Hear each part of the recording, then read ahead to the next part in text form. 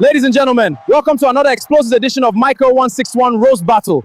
Today's battle is inspired by the political war currently dominating headlines. Remember, this is satire and entertainment inspired by public statements and political exchanges. No punches below the belt, no microphones thrown, just words. 3 rounds, no interruptions. Let's see who lands the heavier blows. Round 1, fight! Mr. Presidency, every time Nigerians complain about hardship, your first reaction is to blame the last administration, the weather, global inflation, or opposition politicians. Anything except yourselves. You promised renewed hope, but Nigerians renewed their subscriptions to suffering instead. Rice became luxury. Fuel became perfume. Electricity became a prayer point. People now check transport fare before checking their account balance because they already know the account is empty. You keep saying reforms take time. How much time? Because hunger doesn't wait for economic theories. The only thing growing faster than inflation is the number of your press conferences explaining inflation.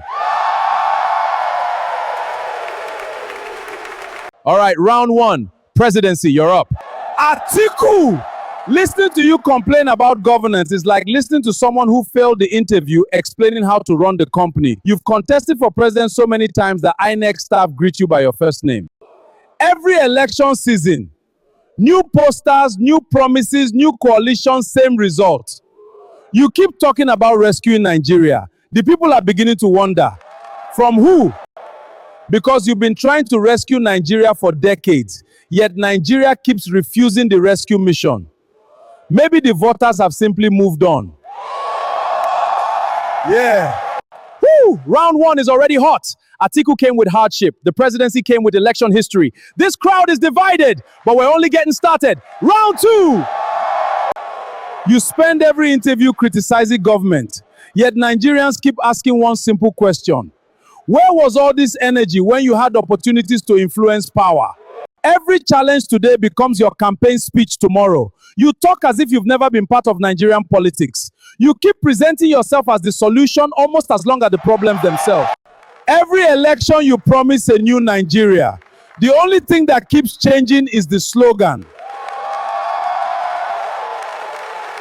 You call me desperate. I call it consistency. At least Nigerians know where I stand. Can the same be said about your promises? You sold people renewed hope. Many are still waiting for the receipt. Your government celebrates GDP while citizens celebrate finding affordable bread. You announce reforms. The markets announce new prices. Every speech says things are improving. Improving for who? Because ordinary Nigerians are working harder just to afford what they could buy more easily before. Leadership isn't measured by how many speeches you give. It's measured by how many lives actually improve. Cheers! Yeah, that's right. Round 2. Pressure. Pressure. Pressure. Nobody is backing down. One final round. This is where legends are made. I like to dance in the best man.